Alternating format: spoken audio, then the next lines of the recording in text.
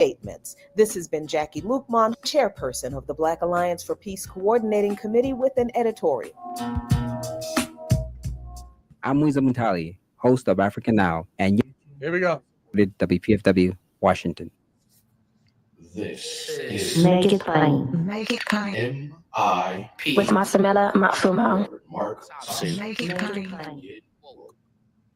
Good morning and welcome to another edition of MIP on 89.3 FM WPFW. And there's so many things to talk about, but we only have an hour. First of all, let me give you our number, 202-588-0893. Undoubtedly, today we're going to continue to deal with what is happening right in Washington, D.C. What is really taking place in terms of the occupation of Washington, D.C. on the part of federal troops and some of Trump's federal agencies, even though there are already countless federal agencies operating in Washington, D.C., doing their jobs. But now this has escalated into something else, which is more than problematic. We're going to be talking with one of the young brothers who is in this fight. And the challenge really for a lot of our young people is what it is we are going to do, what accountability they will have to face. And we talked with Nene Taylor last week of Harriet's Dreams and Free DC, and we talked to Ron Hampton of the National Black Police Association. And what did we conclude? We know that the goal is to instigate and provoke. In the movement, we call those agents provocateur. That's what we want. At least that's what they want to come to fruition. That's what they want to happen. And we can't afford to play into that, because at the end of the day, this is really a highlight reel. This is really, for the right wing, it is a pilot for an updated reality show episode of Cops. Okay. And this is a reality TV show star. That's how he came to be. That's how he made his bones. And we can't give him that. We got to fight. We got to resist. But we can't give him what he wants or what they want. And ultimately, that is some type of confrontation, some type of violent confrontation at that, some type of physical resistance that they can use against our people and against this movement. And so that's really kind of where we are right now. That really is what is facing us. Want to get your thoughts on this too. 202-588-0893, 202-588-0893 is a number to call. Have any of you had any of these types of encounters with the police or with the federal authorities, or with the National Guard, or with ICE, or with the FBI in Washington, D.C. since this order has come down? Now, to be clear, a president can only do this for 30 days before Congress has to extend it. And so that fight is on to make sure Congress doesn't extend it. So we are asking people, the question is being asked of people. Free DC Project is asking people to reach out to their members of Congress. That's what they're asking people. But that's the way it goes. So it'll go to Congress, and Congress has to make some kind of a decision as to whether or not they're going to extend this situation. Extend what Donald Trump has done through this executive order. Home rule is an issue. this cuts to the heart of home rule. Now, he's on his way to sending the National Guard and everybody to Chicago. Looks like Baltimore is next. What happened to states' rights? You know, that was something that was sacrosanct on the right. States' rights. The sovereignty of the state. 10th Amendment. She was going to send, but by the way, we're only going to send these agents, all these people, we're only going to send them to predominantly Black cities, predominantly urban cities. I was on a conversation last night with Santita Jackson, whose brother will be joining us in the next hour, not on PFW, but on my live, on Make It Plains Live, and my live on Instagram, Minister with 2 T's. I'll repeat that. Santita Jackson, and I was on her show, and we were talking about how there have not been deployments of the National Guard, military, in cities where mass shootings, some cities where mass shootings have been perpetrated by whites or people not of color. Why is that? Where all these mass shootings in this country? Why isn't there deployment in those places? Why not? 202-588-0893, 202-588-0893. That's not a good thing. And it says that Black communities specifically, brown communities specifically, are being targeted. Militarization, the militarization of the police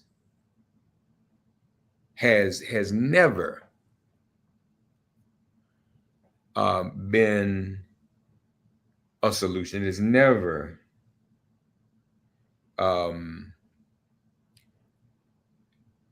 stopped crime or ended crime. That's never made the difference. It's never stopped violence. And first of all, it's only been done a few times, and it didn't work then. There's not a lot of history to this, but this is what people do when they just got to make a show. When they got to make a statement or do something showy or appeal to the base, or perhaps distract from something else. Be they the Epstein files or God knows what is still out here. Your thoughts, 202-588-0893. One caller. Caller, God bless you. You're on the air. What's your name, caller? I'm Joe. Hey, Joe. Hey, so what you said earlier about staying disciplined, don't give them a reason, you're absolutely right. They're just aching to like do something against us if we do something against them. So we got to maintain our cool, discipline, stay in the streets, stay vocal, demonstrate, march, do all the stuff we've always done, stay together. I just want to tell you from Northwest DC, I work in Northwest. Right now I'm in Friendship Heights. Traffic is down, pedestrian traffic is down, but guess what? There ain't no National Guard out here, right? Because there's not many Black and brown people on this street right here, right? So Town, Friendship Heights, these are upper crust, middle crust, white neighborhoods. I just want to tell you, as a white guy, they're not here. I ain't seen no National Guard, all right? None, zero, right? But I'm sure if I drove to Columbia Heights or Southeast, Anacostia, I'm going to see some National Guard, but not up here. Nothing. Just want to report from this area. That's interesting. That's interesting. Very and, interesting. And you say where are you again? You're in Frederick? I'm in Friendship Heights. Friendship Heights. I'm sorry. Okay. I'm by the corner of Willard Avenue and Wisconsin Avenue. DC line goes into Maryland, right? And I travel down to Tenleytown, and I walk around, and I'm working down here, and there ain't nobody on the street with National Guard, nothing. And the traffic is down. People go into medical buildings. There's not lines of cars going in like there usually are to medical buildings. There's not much traffic. I drove around to work today easily. No rush hour around here that I saw. I just want to let you know that, even white people are staying off the streets, not normally coming out as they usually are. Interesting. But if there's no guard there, why do you think even they are staying off the street, Joe? You know what? I've been asking myself that. Out of fear, I don't want to get involved. I don't want to get pulled over. A million things going through my mind right now. I don't know how to answer that. Well, but now we're talking about Friendship Heights. I guess we can say it would be considered a city that votes liberally or progressively or democratically, right? Yeah, I did see DC statehood signs up as I was coming down Western Avenue from Chevy Chase Circle today. They weren't there on Friday. So even the upper crust activists are starting to put out signs out against this administration. Yeah. That's the only solution for DC. They voted for Kamala Harris. They voted for Joe Biden. One more caller. But, we still have the race issue. There's no question. We still have the money issue. Okay, and that's involved here. He's going after the poor and working class. He's not going to people that have the stock market money coming in and the fancy homes and retirements. He's not going after those people. He's going after the people who work every day, who struggle for a living. I went down to the visit with the White House on Saturday, right? And I parked in the neighborhood of Friendship Heights, and I took this long metro escalator down into the bowels of the metro system. It's a real deep hole here in Friendship Heights. There was nobody, and I say zero, I got a film to prove it, nobody on the escalator but me.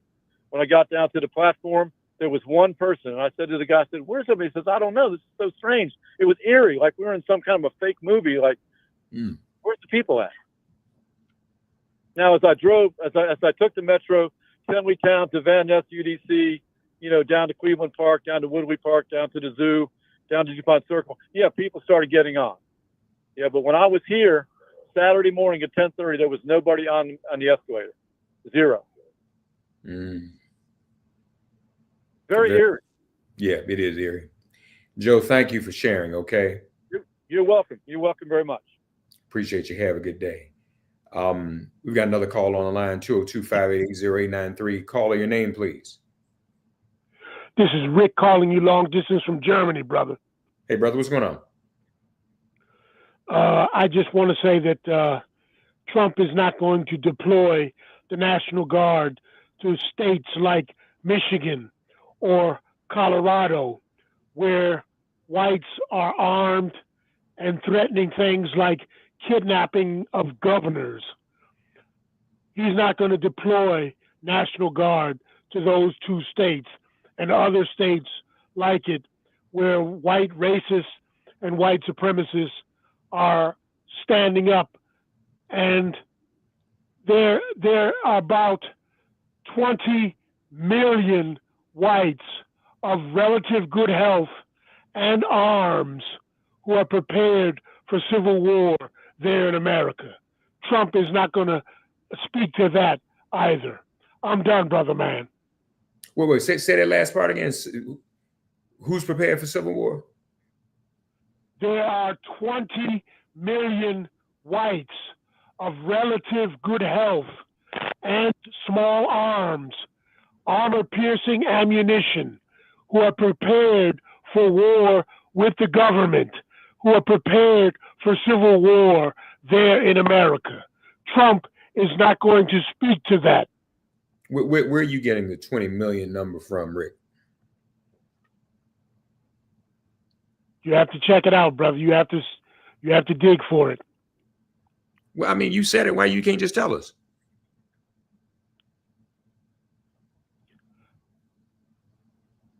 I mean, where did you read that? Where did you see that number? It was given to me by word of mouth. Okay, this is something classified. It's not classified. It's not classified. Trump threatened America with civil war if he lost the election to Joe Biden. He did that, and then he went silent on whites being prepared for civil war there in America. Okay. Well, thank you, brother. By the way, Joe. By the way, Rick, what you doing in Germany? Oh, he hung up. He's gone. Okay, no problem. I've been meaning to ask him that. What's going on in Germany? But glad to know we have people like that who are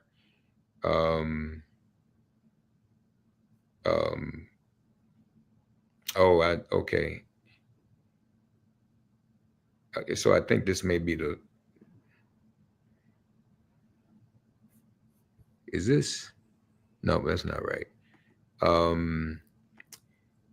We can take a break if you need to. No. Well, yeah. Let's do that real quick because I'm trying to get my guest on. Let me figure that out. All right. Take a quick break. We'll take a quick break.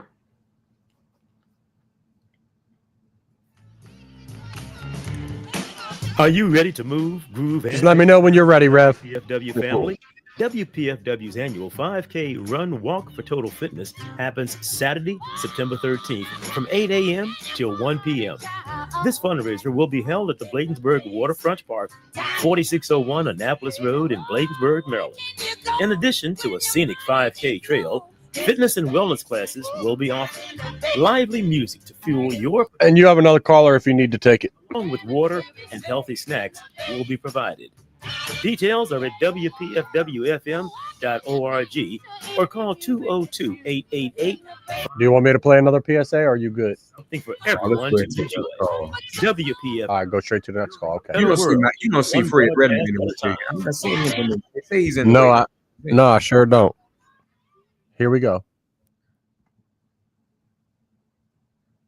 All right, folks, we're back. Let's get another call in 202-588-0893.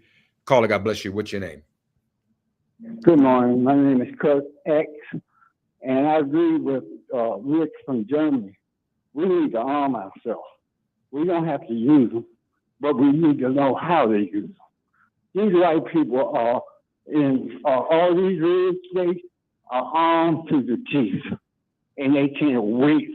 Well, not all of them. I didn't say all. I said some. Most. We don't know. We don't know that. All right, I'm sorry. I'm imagining that most people in the red states have guns, and they know how to use them. Most black people don't know nothing about guns. They never been in the military. You better arm yourself, Black America. Civil rights ain't gonna help you. You're gonna have to arm yourself.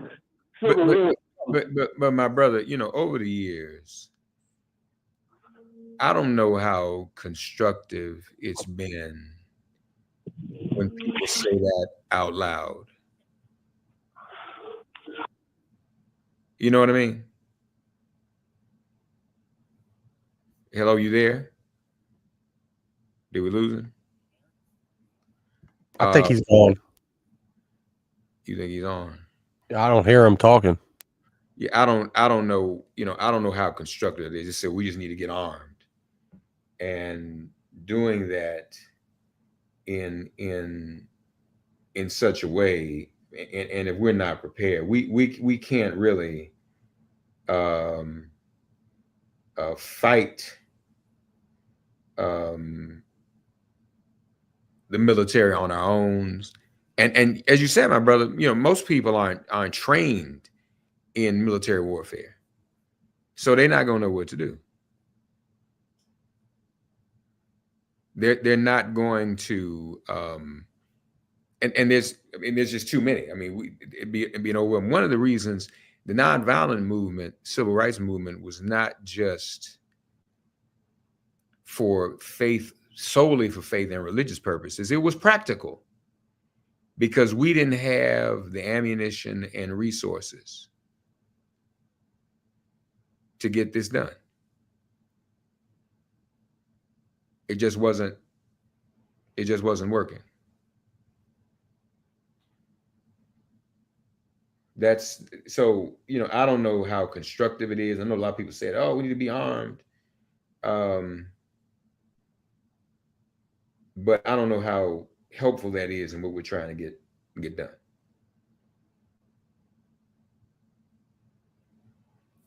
(202-588-0893). Yeah, I mean, you know, we say those things, and then, you know, they hear that, and then they double down. That's why I've never been a big fan of announcing that on the radio or on television. We need to get armed. You know, everybody doesn't need to know what we doing either. I remember when the Charleston massacre occurred at the church, and a lot of brothers called the show and says churches need to be armed.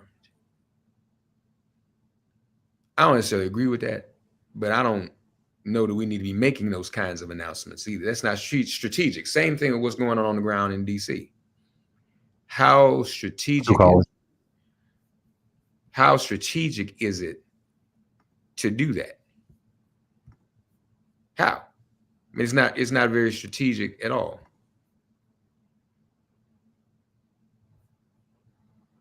(202-588-0893).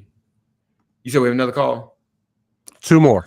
All right, caller, God bless you. First, go right ahead. You're on the air on WPFW 89.3. Yes, my name is Robert Moses. I'm concerned about this situation in terms of armed struggle, etc. I think we've been in an armed struggle throughout history. Just a matter of recognizing it. They've been trying to genocide us and been discriminating against us forever. When I was in the Army, I ran the armory. I believe, you know, the best way to arm the people, though, is through education and organization.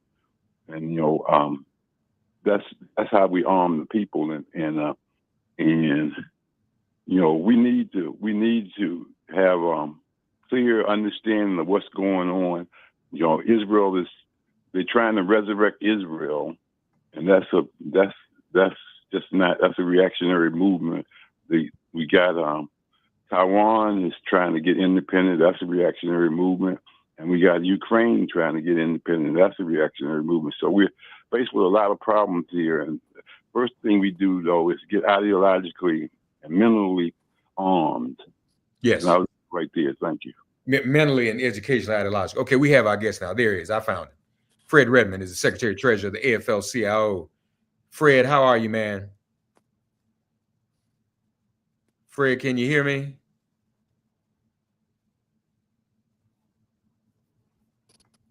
We can see Fred, but we can't hear him.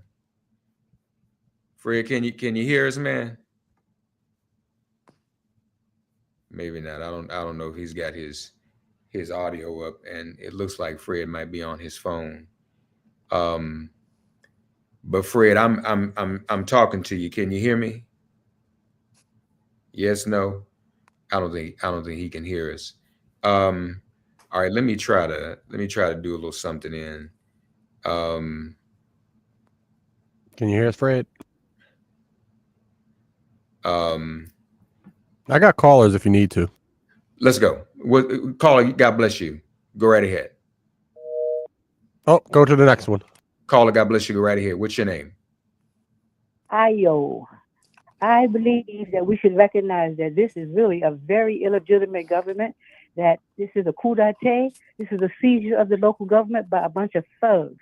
We know this, they have no business being in power. We know they rigged the election to get where they are. We must acknowledge, by not even referring to Trump as the president, but as the chief predator, Predator, and all his parasitic boys and girls that work with him are carrying along as if he's the king, and he ain't no king. So if we first understand that he was selected to do what he's doing, and he is a puppet really on a string like the Wizard of Oz, and we have to use the people's power to do a citizen's arrest. And all you National Guards people out here, you got the power to not do anything but surround that Oval Office and realize that the masses of the people do not want that crew in there. The masses of the people want civility.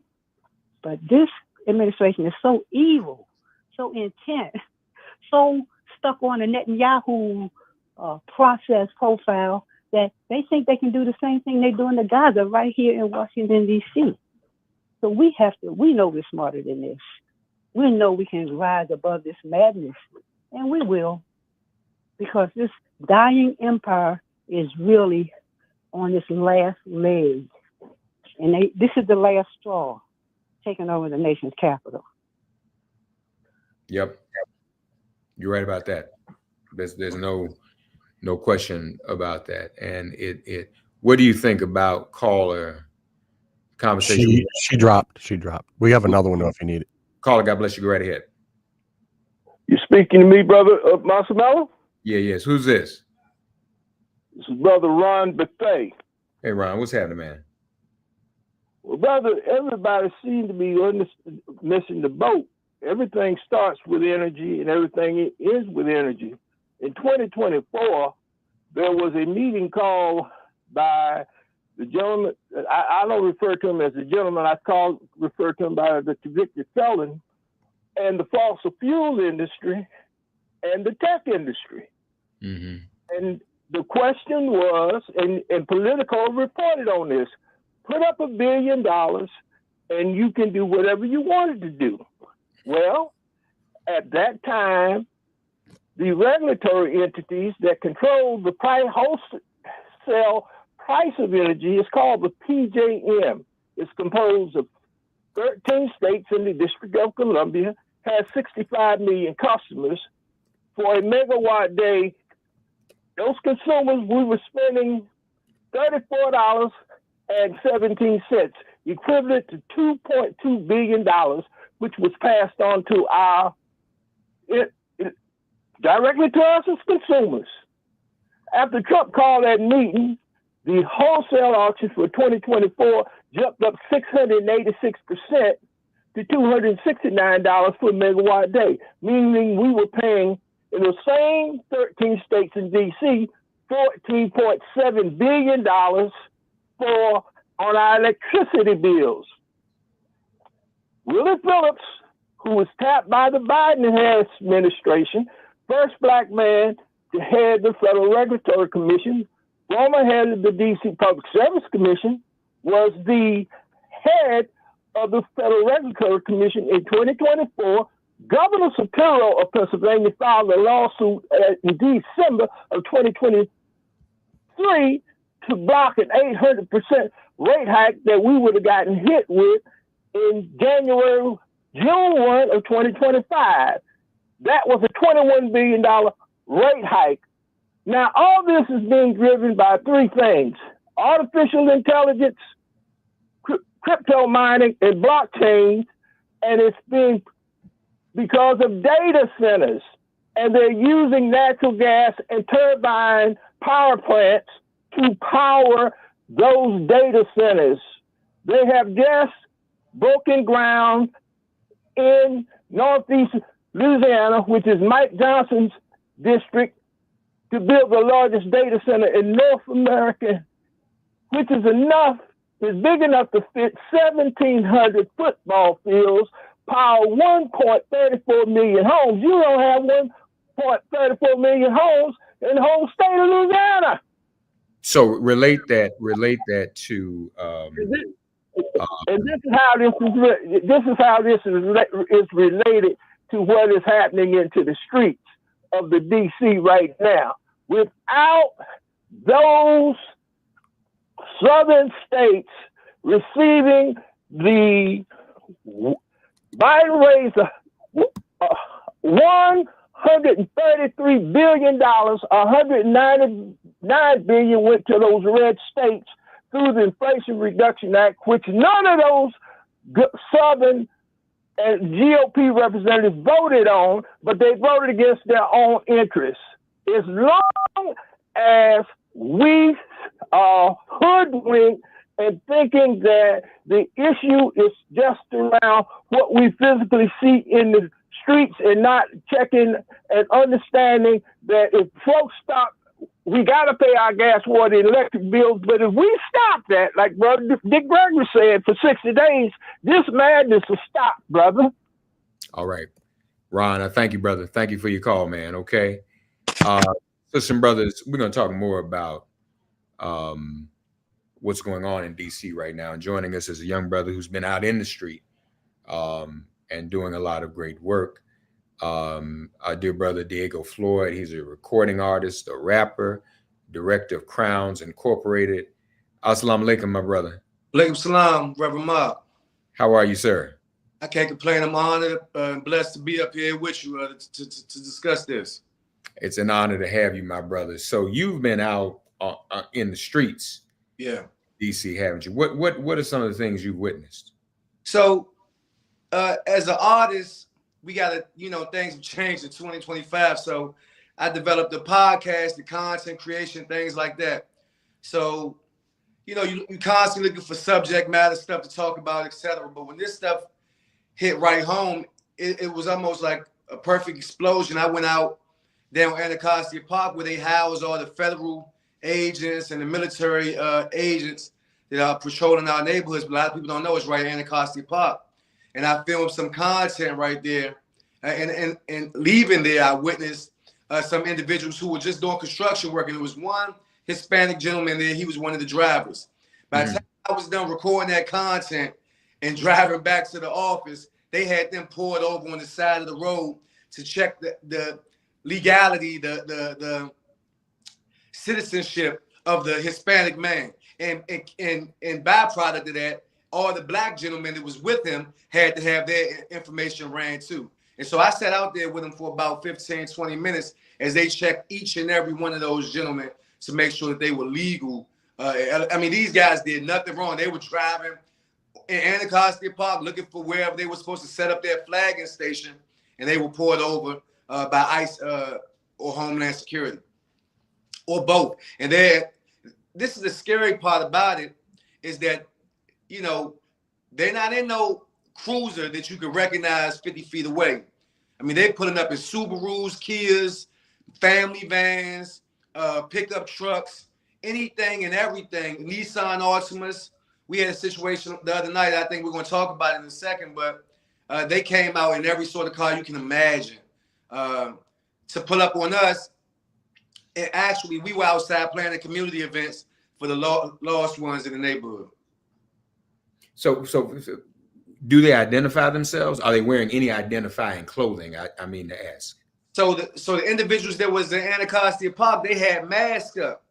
They talk about the kids now, they talk about the shiesty mask and all that. Well, these guys were federal agents of some sort, no identifying badge number, mask up to here. And the guys who came out overnight, some of them, the MPD officers had their badges out, but many of them didn't. There was Secret Service, there was ATF, DEA, Homeland Security. Every agency, and some of them did, and some of them didn't. The guys with the big guns, you didn't see their badge number. I mean, these guys had AR-15s with silencers on them in the middle of the night. They're reporting now on the news that the National Guard is now able to carry weapons, but they've been carrying weapons inside these neighborhoods for the last week or two. Big weapons. So you said they came for you and others. Tell me about that. So I can't say for sure if they came for me or not, but I've been very vocal. That's the general consensus at this point. I've been very vocal, and when you bring this stuff to their doorstep, I'm no idiot. Like, I'm sure your audience probably knows all about the COINTELPRO and all of these different things.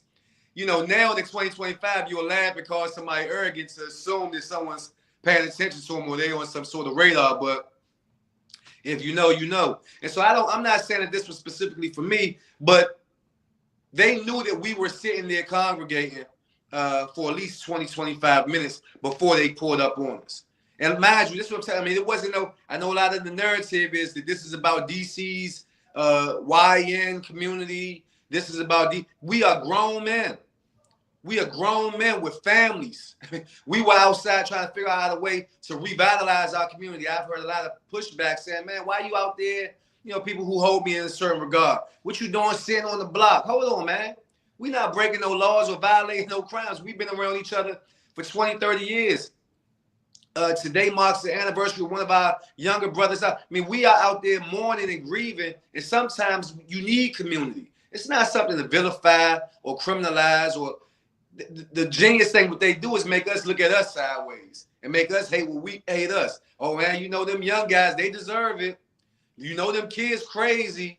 Or what you doing sitting on the block? We try to figure out how to protect our block. That's what we doing sitting on the block. We try to figure out how to give each other hope and inspiration. This is what we was doing out there. We wasn't out there selling drugs or shooting no guns. And this is what we're telling the officers. On my Instagram page, you can hear we're telling them, hey, man, somebody's committing violent crime somewhere right now. Why are you here for an hour and a half holding us hostage? Wait.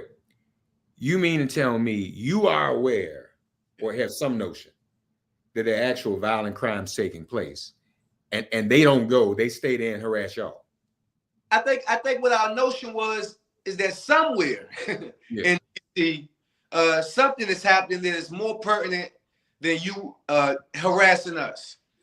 We had a gentleman be arrested. One of my brothers was locked up, and he did nothing. There's a house on the same street where he stays at. He's walking in the house or walking towards the house as they're coming out the alleyway. If you look on the video, you can see it. I mean, he doesn't see them.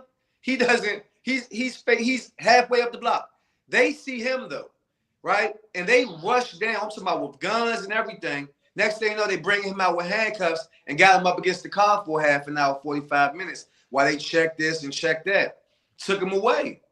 Took him away. Said they found some weed in the yard. Oh, it's intent to distribute for a couple ounces of weed that they said was in the yard, not on his possession, nothing. So we got to be careful about this stuff. I know a lot of people have these misconceptions about, oh, well, it's illegal and this is that. Or I have a registered firearm. You think that people going to ask for your license and registration for that firearm before they blow your head off? I don't know. Not the climate that we're in right now. I don't know if your licensed weapon, if this license is going to matter, in this type of climate that we're in. Yeah. So were you arrested yourself? No. Was anybody in the group you were with arrested? No, I was able to, I called our sister Nene right there on the spot from Harriet's Dreams and Free DC, because they do a lot of this work in the street. And I wanted to make sure that I had another credible eyewitness, not just a phone call. I wanted to make sure before I go on Instagram, the police right here, so there's no need to call the police. But before I go anywhere else or even record it on my personal phone, I wanted to make sure the sister and anybody else could see for themselves what was going on and put their, because I know we get in court of law, then it turned to hearsay. No, I saw it. Saw it. And we was able to really, my guys, we very respectful, we law-abiding citizens, so it wasn't a stretch to tell the guys to stand down a bit, but could you blame them for being a bit emotional? Thank God I was there, because I might have a bit of insight that some of my guys might not have. And so I was able to tell my guy, back up 3 feet. Just give him 3 feet. Zoom in on your camera instead of getting up. Let's find a way to prevent, because we got every right to document what's going on. Matter of fact, I believe that it is our documentation that might save some individuals from a far worse ending, So which agencies were on you the other night? This was when, Saturday night? This was Saturday night. Friday night. This is Friday night. Okay. Because today is Sunday, right? So this was the night before last, yeah. And so which agencies? How many different agencies? Was this just DC Police or was this other?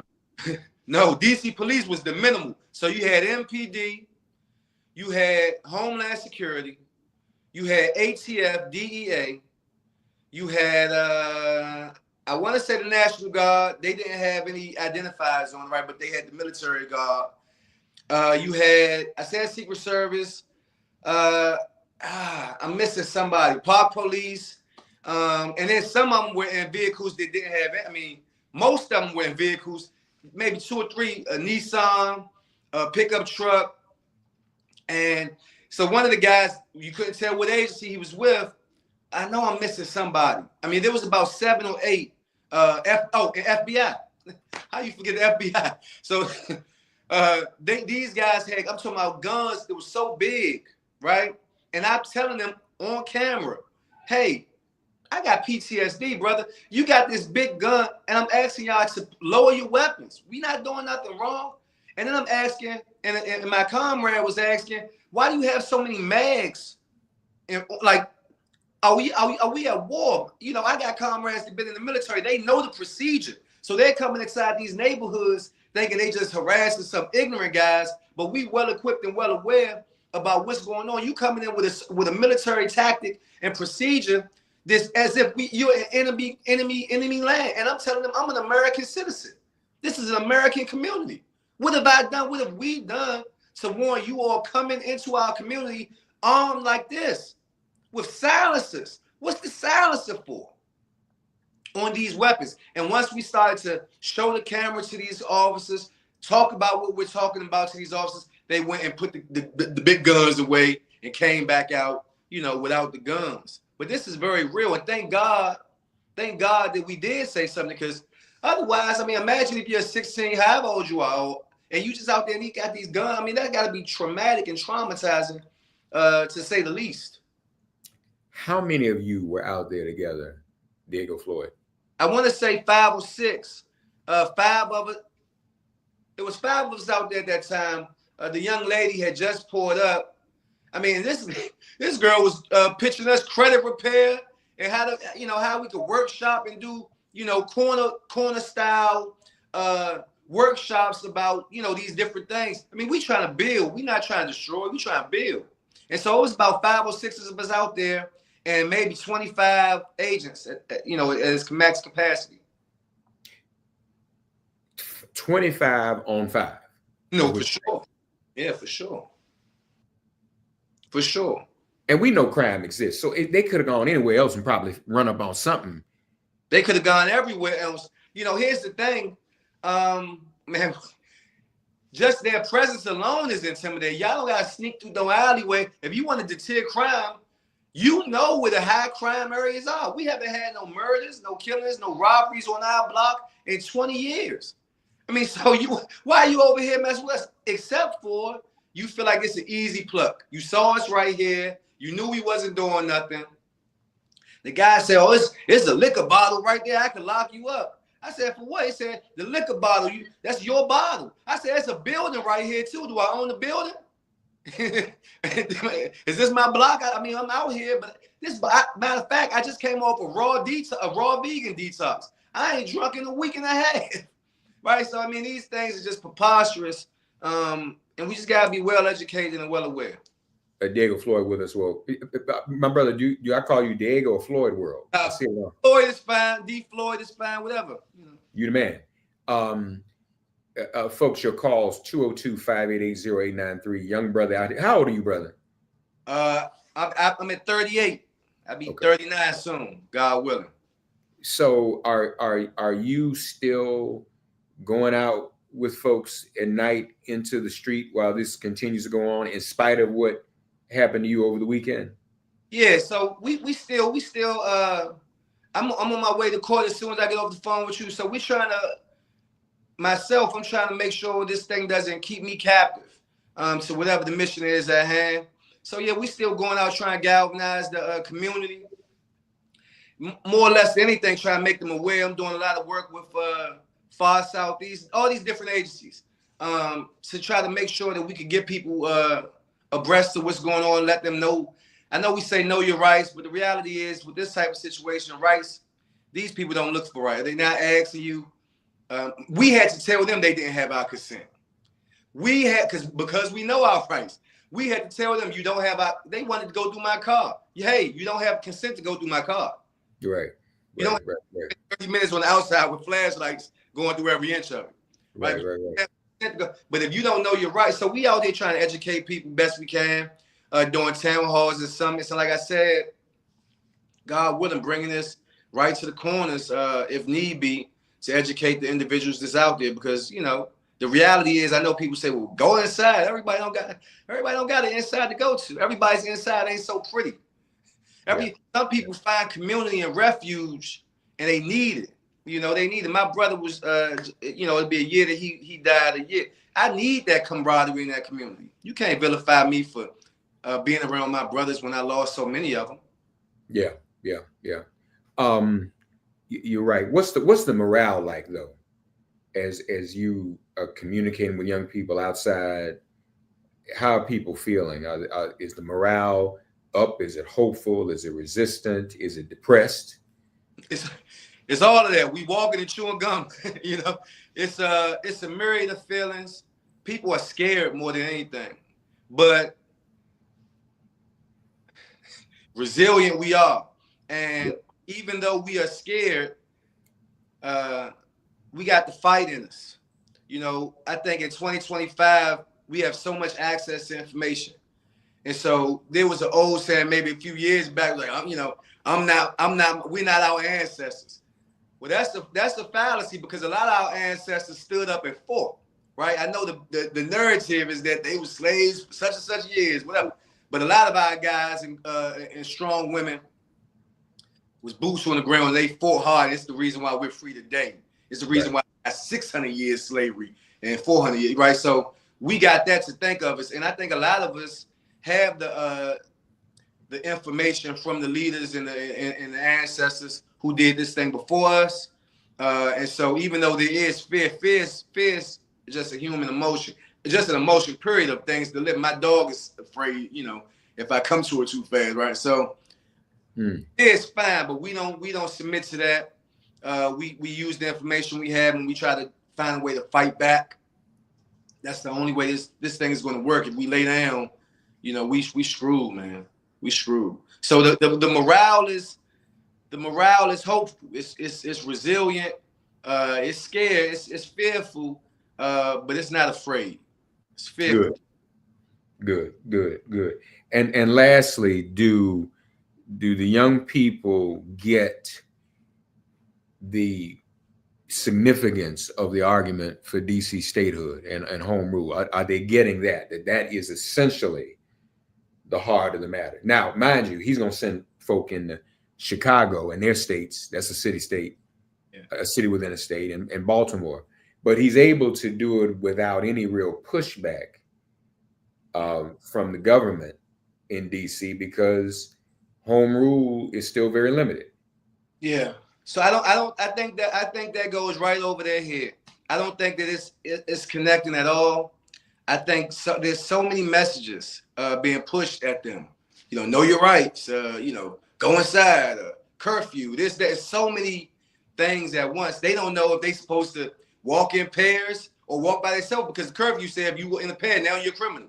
Now we done criminalized you walking in groups. These kids are walking. I did a summer program for 12 weeks this year with about 30 to 40 kids that participated, teaching them how to take creative content, right? We gave them cameras. Far Southeast Fairlawn Family Success Center, we gave them cameras. And for 12 weeks, we taught them how to go tell their own story. And then the culminating event was at the Capitol Hills Boys Club Gallery right there on Marionberry Avenue. Old drug zone, an old free drug, open air drug market that these guys turned into an art gallery right in the heart of Southeast DC. And we put this big presentation on for these kids right there. But one of the key takeaways was some of these kids to come to our program were walking groups. Some of the kids they was walking with wasn't even in the program. They just walked together to make it to the space. I mean, that's a beautiful, I mean, these kids, they want something.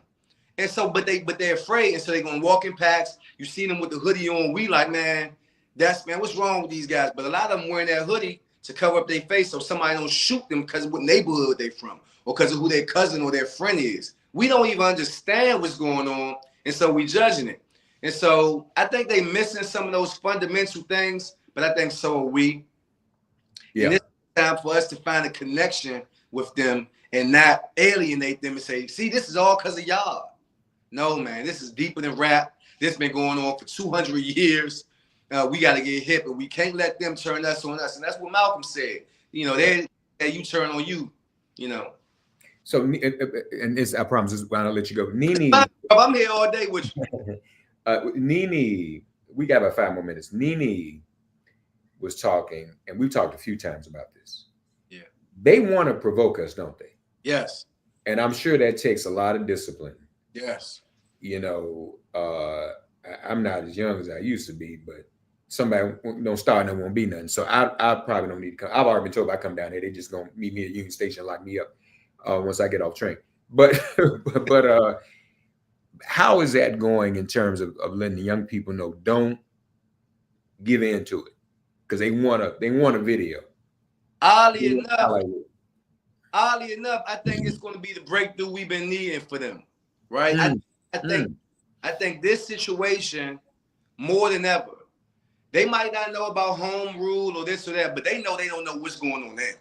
This is not the MPD. They come around, they mess with you, they harass you, right? This is not that. This is something bigger. This is something more powerful. It's terrifying even to them. And these kids not afraid of nothing. But like I said, they might be fearful, but they're not afraid. And so you just seen what happened over there. I think it was on 10th place or whatever when them cops rolled up on them. And them kids knew their laws. They knew their rights. They said, hey, am I free to go? Am I free to go? So much to the point where them cops or whoever they are, them agents, had to get back in their car and pull off.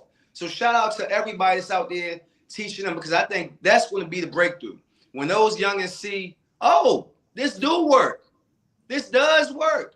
Now we got the buy-in. Y'all care enough for our lives to come equip us with some game that actually can save our life. Now you got the buy-in. Now you got their ear. I think that's what we all need. When the far Southeast opens their doors to say, hey, before school and after school, you can come here for a couple of hours. That's what they need. Because now they see, oh, man, I'm coming here, I'm get some food. And now they're not around 50 other guys. They're not around school classmates where they feel like there's this big obligation to be a certain way and perception is king. Now they can be a kid. Now they can relax. They can get some pizza, they get some chicken or a sandwich or whatever it is, some chips. And they can have a conversation with somebody that done been here before. That done experienced this and can talk to them and give them some insight and some wisdom and game. And that's all the kids want. That's all we want. Grown or not, we all just humans. And all we want is to be heard and to know that somebody cares. And I think shout out to and salute to everybody that's even yourself who's even giving me this platform. I mean, that's monumentous.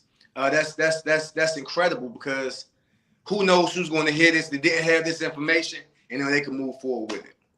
We know WPFW is local radio in DC, so we got a lot of Washington DC listeners and DMV listeners. We've heard from a few already. Where can people find you, D. Floyd? Hey man, I appreciate that. I'm on Floyd World on Instagram, and Crowns Incorporated is my nonprofit. That's on Instagram as well, with the Crowns with an S, not with a Z. And we right here everywhere. Like I said, Floyd World, everywhere you look, and you'll find me, for better or for worse. For better, brother. For better. We appreciate you, man. Assalamu alaikum. Alaikum salam, brother. I appreciate you. Salute to you.